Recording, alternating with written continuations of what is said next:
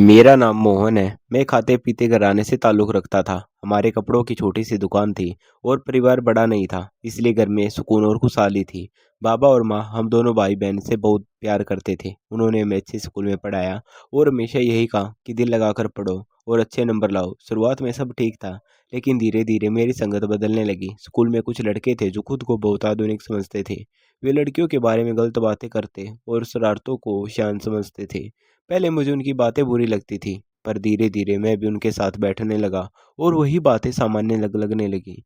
माँ हमेशा मेरा बचाव करती थी। अगर कोई कहता कि मैं बिगड़ रहा हूँ, तो वह नाराज़ हो जाती और मैं समझ गया कि मेरे खिलाफ घर में कोई नहीं बोलेगा। यही डील मेरे लिए गलत साबित हुई। स्कूल में एक दिन पार्टी रखी गई, जिसमें हमें अपने मनपसंद कपड़े पहनकर जाना था। सबने मोबाइल और कैमरे लाए। माहौल रंगीन था, पर हमने उस माहौल को भी गलत दिशा दे दी। कुछ लड़कियों की तस्वीरें बिना अनुमति लेने की कोशिश की और बात टीचर तक पहुंच गई। हमें डांट पड़ी। बाद में फिजिक्स सर ने हम समझाया कि जो तुम दूसरों के साथ करोगे, वही तुम्हारे घर भी लौटेगा। उन्होंने कहा, अगर कोई तुम्हारी बहन के साथ ऐसा करे तो कैसा लगेगा? उस समय हमने बात को हंसी में उड़ा दिया। हमें लगा हम पर कभी कुछ नहीं आएगा। धीरे धीरे मेरा व्यवहार और बिगड़ता गया। मैं लोगों की भावनाओं से खेलना सीख गया और इसे होशियारी समझने लगा। इसी दौरान हमारे घर में मीना आई। वह दूर की रिश्तेदार थी। उसके माता-पिता नहीं रहे थे और भाइयों के घर में से अपनापन नहीं मिला था। माँ उसे अपने साथ ले आई और कहा कि आज से वह हमारी बेटी है और मेरी बहन जैसी है। मीना सीधी सी सादी और भोली थी। वह घर के काम में हाथ बटाती और हर किसी का सम्मान करती। मुझे भी भैया कहकर बुलाती। उसकी सादगी में विश्वास था और उस विश्वास के अंदर मेरा चरित्र छोटा पड़ता जा रहा था। मैं बाहर की गलत आदतों से पूरी तरह गिर चुका था। एक दिन घर में सब लोग किसी शादी में गए। मीना ने जाने से मना कर दिया और मैं भी घर पर रुक गया। मेरे मन में गलत विचार उठे, जिन्हें मुझे उसी समय रोक देना चाहिए था, पर मैंने नहीं रोका। उस दिन मैंने रिश्ते की मर्यादा तोड़ी और एक ऐसी गलती की जिसने मेरी आत्मा को हमेशा के लिए दागदार कर दिया। मीना ने मुझे भाई मानकर भरोसा किया था, पर मैं उस भरोसे पर खरा नहीं उतरा। जब घर वाले लौटे तो घर का माहौल बदल चुका था। मीना रो रही थी और उसने मेरा नाम लिया, लेकिन मैंने डर और स्वार्थ में आकर सच से मुंह मोड़ लिया। माँ ने भी उसके शब्दों पर विश्वास नहीं किया और गुस्से में उसे घर से जाने को कह दिया। मीना अकेली चली गई। उस दिन मैंने न सिर्फ एक लड़की का भरोसा तोड़ा, बल्कि इंसानियत से भी गिर गया। कुछ ही समय बाद खबर आई कि मीना एक सड़क हादसे में इस दुनिया से चली गई। किसी ने गहराई से जांच नहीं की। मामला वहीं दब गया और मैं बाहर से सामान्य दिखता रहा, पर अंदर कहीं हलचल शुरू हो चुकी थी। फिर भी मैं अपनी गलती स्वीकार करने की हिम्मत नहीं जुटा पाया। समय बीतता गया और मीना की बात घर में धीरे धीरे कम होने लगी। सच वह कभी थी ही नहीं, पर सच्चाई मिटाई नहीं जा सकती। वह भीतर वह कहीं जीवित रहती है। मुझे लगता था कि मैं बच गया हूँ और जीवन पहले जैसा चल रहा है, लेकिन मुझे नहीं पता था कि कर्मों का हिसाब चुपचाप लिखा जा रहा है। मीना के जाने के बाद घर का माहौल कुछ समय तक बारी रहा, लेकिन धीरे-धीरे रोज़मर्रा की ज़िम्मेदारियों ने उस घटनाओं पर पर्दा डाल दिया। बाबा दुकान में पहले से ज़्यादा व्यस्त रहने लगे। माँ भी घर के कामों में खुद को डुबो देती थी और मैं बाहर दोस्तों के साथ पहले जैसा ही घूमता रहता था। ऊपर से सब सामान्य दिखता था, पर भीतर कहीं एक खालीपन था, जिसे मैं मानना नहीं चाहता था। मैं खुद को समझाता कि जो हुआ, वह एक भूल थी और अब सब ठीक है। लेकिन सच्चाई यह थी कि मैंने एक ऐसा विश्वास तोड़ा था जिसे कोई शब्द वापस नहीं ला सकते। मीना का चेहरा कभी-कभी अचानक आंखों के सामने आ जाता। उसकी वह मासूम आवाज़, जब वह मुझे भैया कहकर बुलाती थी, मेरे कानों में गूंज जाती। पर मैं उन यादों को झटक देता और खुद को और ज़्यादा व्यस्त कर लेता। समय बीतता गया, लगभग 5 साल गुजर गए। मेरी छोटी बहन अब बड़ी हो चुकी थी, पढ़ाई पूरी कर चुकी थी और उसके लिए रिश्ते आने लगे। घर में फिर से रौनक लौट आई। माँ उसके लिए कपड़े चुनती, बाबा दहेज का सामान इकट्ठा करने में लग गए और मैं भी एक जिम्मेदार भाई की तरह दिखने की कोशिश करता था। मुझे लगता था कि ज़िंदगी ने मुझे दूसरा मौका दे दिया है और अतीत पीछे छूट चुका है। एक अच्छा रिश्ता तय हुआ, लड़का पढ़ा लिखा था और परिवार भी ठीक था। घर में खुशियों की तैयारी शुरू हो गई। हल्दी, मेहंदी और शादी की बातें होने लगी। रिश्तेदारों का आना-जाना बढ़ गया। मैं भी बहन की हर ज़रूरत पूरी करने की कोशिश करता। शायद कहीं अपराध बोध को दबाने का यह तरीका था, पर सच से भागना आसान नहीं होता। शादी से एक दिन पहले घर में हल्दी की रस्म थी। सब खुश थे। बहन हँस रही थी और माँ की आंखों में आंसू थे, खुशी के आंसू। उस रात मैंने बहन से कहा कि वे आराम करे, खाना मैं बाहर से ले आता हूँ। होटल पास ही था, इसलिए मैं निश्चित होकर निकल गया। रास्ते में मुझे अचानक सर की कही ही बात याद आई, जो उन्होंने स्कूल में समझाई थी कि जो दूसरों के साथ करोगे, वही तुम्हारे घर लौटेगा। मैंने सिर झटका और खुद से कहा कि ये सब संयोग है। मैं खाना लेकर लौटा तो घर के बाहर भीड़ दिखी। कुछ लोग फुसफुसा रहे थे, कुछ के हाथ में मोबाइल थे। मेरा दिल जोर से धड़कने लगा। मैं भीड़ को चीरता हुआ अंदर गया तो मेरी दुनिया जैसे रुक गई। मेरी बहन कमरे के एक कोने में बैठी रो रही थी। उसके चेहरे पर डर और टूटन साफ दिख रही थी। माँ उसे संभालने की कोशिश कर रही थी। बाबा स्तब्ध खड़े थे। किसी ने बताया कि एक जान पहचान वाला युवक घर में आया था और उसने बहन के साथ बदसलूकी की कोशिश की। बहन ने विरोध किया और शोर मचाया तो वह भाग गया। ये सुनते ही मेरे पैरों तले जमीन खिसक गई। मुझे लगा जैसे वही दर्द मेरे सामने खड़ा है जो कभी मीना ने सहा था। उस क्षण मुझे पहली बार एहसास हुआ, जब किसी लड़की का भरोसा टूटता है तो उसके साथ पूरा परिवार टूट जाता है। मेरी बहन काँप रही थी और बार बार कह रही थी कि उसने कुछ गलत नहीं किया। उसने पूरी ताकत से विरोध किया। मैं उसके पास बैठा तो उसने मेरा हाथ पकड़ लिया और पूछा, भैया लोग मुझे गलत तो नहीं समझेंगे? उस सवाल ने मुझे अंदर तक हिला दिया। मुझे याद आया कि जब मीना ने मेरा नाम लिया था और मैंने उसे ही झूठा साबित कर दिया था।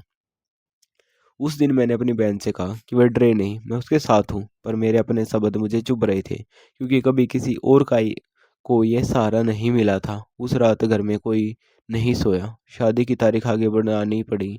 रिश्तेदार बातें बनाने लगे, समाज की निगाहें बदलने लगी और मुझे हर फुसफुसाहट में अपना अतीत सुनाई देने लगा। मुझे समझ आने लगा था कि इंसाफ कभी कभी देर से आता है, पर आता जरूर है।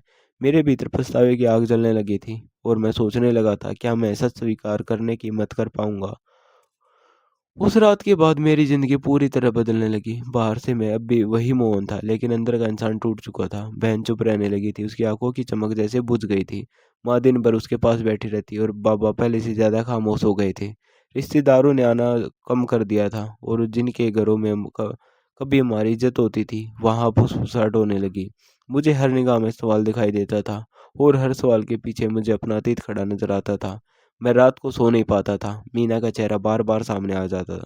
उसकी वह आवाज़ जब उसने कहा था कि ऊपर वाला इंसाफ करेगा, मेरे कानों में गूंजती रहती थी। मैं खुद से भाग नहीं पा रहा था। मुझे लगने लगा था कि जो मेरी बहन के साथ हुआ वह मेरी कर्मों का आईना है। मैंने जिस भरोसे को तोड़ा, आज वही भरोसा मेरे घर में टूटते देखा था। मैं कई बार सोचता था कि सब सच बता दूं, पर मुझे डर रोक देता था। पर माँ की नज़रें याद आती थी जो मुझ पर भरोसे से टिकी रहती थी, और बाबा का सिर जो हमेशा गर्व से ऊंचा रहता था। मैं उनकी आंखों में गिरने से डरता था। पर क्या मैं पहले ही नहीं गिर चुका था? बहन की शादी की बात ठंडी पड़ गई। लड़के वालों ने साफ मना कर दिया। वे सीधे कुछ नहीं बोले, पर इशारों में सब समझा दिया। समाज की सोच ने एक बार फिर लड़की को ही कटघरे में खड़ा कर दिया, और मैं ये सब देखकर भीतर से कांप उठता था। मुझे याद आया कि जब मीना ने सच कहा था और मैंने उसे झूठा साबित कर दिया था, उस समय मुझे जरा भी शर्म नहीं आई थी, पर आज हर पल शर्म मेरा पीछा कर रही थी। एक दिन मैं दुकान पर बैठा था, तभी मीना का बड़ा भाई आया। उसे देखकर मेरे दिल की धड़कन बढ़ गई। उसने शांत स्वर में पूछा कि क्या मैं उससे अकेले में बात कर सकता हूँ।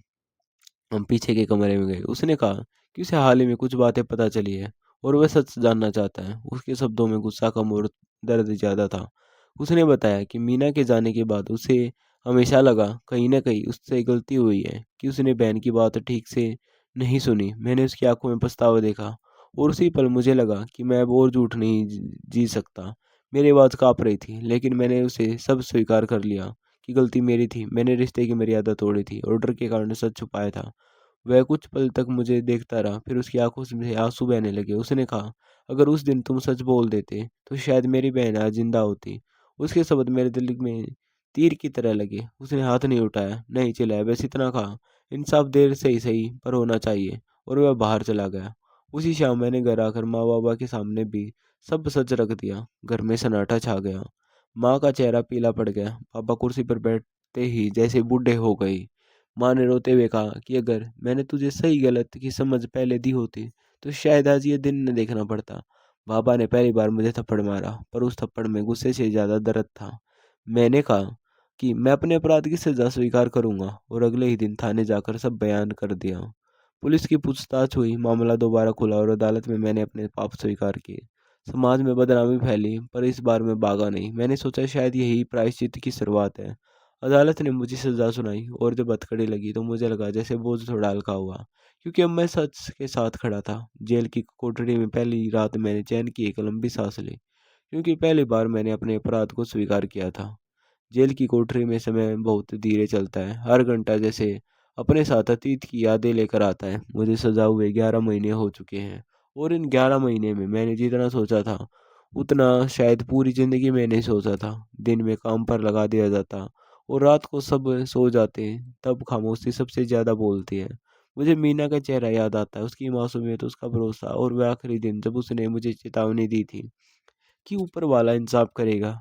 उस समय मैं ऐसा था, पर आज समझ आया कि इंसाफ कभी ख़त्म नहीं होता। वह बस सही समय का इंतज़ार करता है। माँ 2 बार मिलने आई थी। पहली बार जब आई तो उनकी आँखों में आँसू थे, लेकिन उन्होंने कुछ नहीं कहा। दूसरी बार उन्होंने मेरा हाथ पकड़ कर कहा कि उन्हें सबसे ज़्यादा दुःख इस बात का है कि उन्होंने मुझे बचपन से ही गलत और सही का फ़र्क समझने में ढील दी। उन्होंने कहा कि बेटे को बचाने के चक्कर में उन्होंने एक बेटी खो दी और आज पूरा परिवार टूट गया। बाबा अब कम ही बोलते हैं, बहन की शादी टूट चुकी है, वह धीरे-धीरे खुद को सँभाल रही है। पर उसकी हँसी वैसी नहीं रही। मीना का भाई भी एक बार मिला, उसने कहा कि उसने मुझे माफ़ तो नहीं किया, पर उसने नफ़रत छोड़ दी क्योंकि नफ़रत से उसकी बहन वापस नहीं आएगी। उसके शब्दों में दर्द था, पर साथ ही एक सच्चाई भी थी। मैंने उससे कहा कि अगर कभी मौका मिले, तो मैं मीना के नाम से कोई अच्छा काम करना चाहता हूँ, ताकि कम से कम उसकी याद किसी के लिए सहारा बन सके। जेल में रहते हुए मैंने पढ़ाई शुरू की। यहाँ आने वाले युवकों को समझाता कि गलत संगत और छोटी समझी जाने वाली गलती कैसे पूरी ज़िंदगी बदल देती है।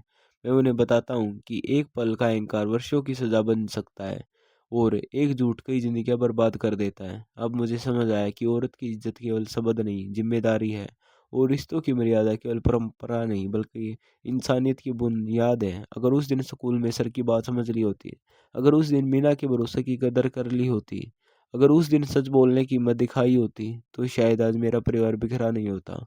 लेकिन जीवन अगर और कास पर नहीं चलता, अब जो है वही सच्चाई है और उसी के साथ जीना है। मैं अपनी सज़ा पूरी करूँगा और बाहर निकल कर एक सीधा सादी ज़िंदगी जीने की कोशिश करूँगा। शायद समाज मुझे कभी पूरी तरह स्वीकार न करे, पर मैं खुद को बदलने की कोशिश ज़रूर करूँगा, क्योंकि इंसाफ केवल अदालत का फैसला नहीं होता।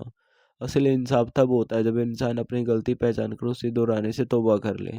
यही मेरी कहानी का अंत है, एक ऐसी कहानी जिसमें गलत संगत से शुरू हुई डील ने भरोसा तोड़ा, झूठ को जन्म दिया और अंत में कर्मों ने अपना हिसाब बराबर किया। अगर कोई यह पढ़ रहा है तो बस इतना याद रखे कि किसी की इज्जत से खेलना केवल एक इंसान को नहीं, पूरे घर को तोड़ देता है।